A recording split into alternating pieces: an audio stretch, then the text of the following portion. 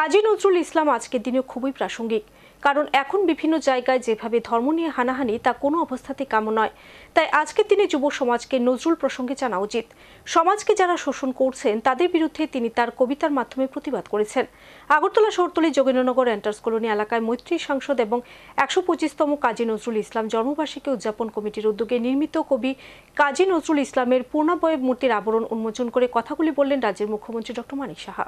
মৈত্রী সংসদ এবং ১২৫তম কাজী নজরুল ইসলাম জন্মজয়ন্তী উদযাপন কমিটির উদ্যোগে এবছর গুচ্ছ কর্মসূচির মধ্য দিয়ে উদযাপন করা হয় বিদ্রোহী কবির জন্মজয়ন্তী।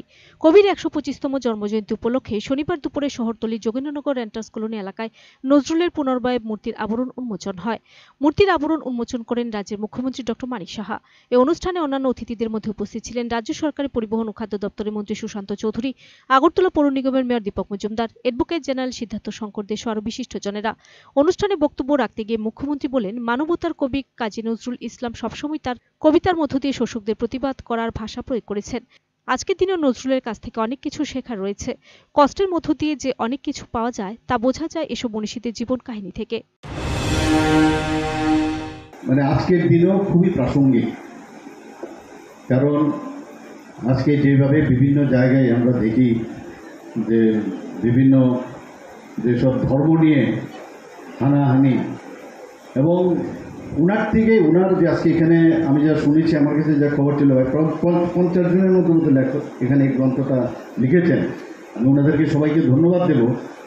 আজকের দিনে সব যারা ইয়াং জেনারেশন আছে তারা এগুলো পড়া উচিত, ওনার সম্পর্কে জানা উচিত। যে একাধারে উনি ছোট ছোট গল্প লিখতেন, উনি কবিতা লিখতেন, আর সেগুলো কবিতা শুধু সমাজকে কিভাবে যারা এই শোষণ করেছে, যারা অত্যাচার করেছে তাদের বিরুদ্ধে প্রতিবাদ করার যে ভাষা, ওনার কবিতা, ওনার প্রবন্ধ, ওনার গল্পের মাধ্যমে আমরা কিন্তু সেটা দেখতে পাই।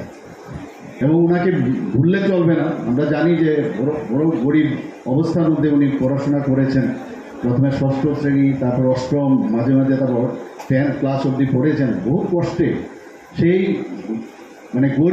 গরিবানা থাকা সত্ত্বেও উনি নিজেকে যেভাবে প্রকাশিত করতে পেরেছেন নিজেকে, সত্যি আজকের দিনেও অনেক কিছু শিখনের আছে। আজকে আমরা আমাদের ছেলে মেয়েদের আমরা চেষ্টা করি কত কিছু দেওয়ার, যে আমরা যেটা পাইনি তাদের মধ্যে দেওয়া।